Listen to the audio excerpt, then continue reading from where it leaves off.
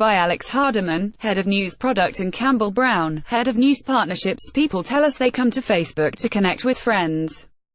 They also say they want to see news about what's happening in the world and the local community. This month, we've announced changes to prioritize posts from friends and high-quality news sources.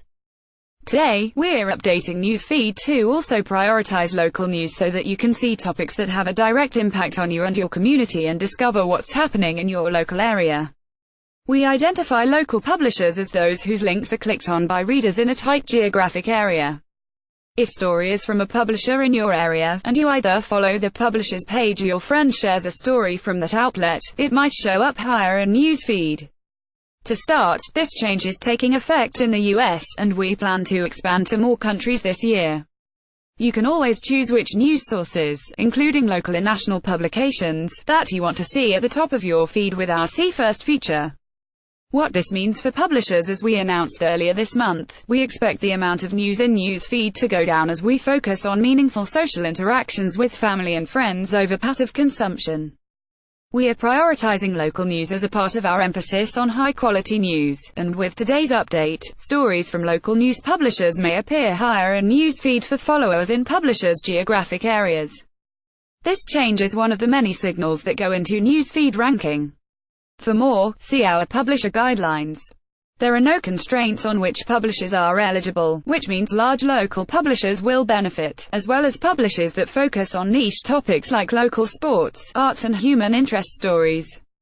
That said, small news outlets may benefit from this change more than other outlets, because they tend to have a concentrated readership in one location. This is just the beginning of our efforts to prioritize high-quality news. This update may not capture all smaller niche interest publishers at first, but we are working to improve precision and coverage over time.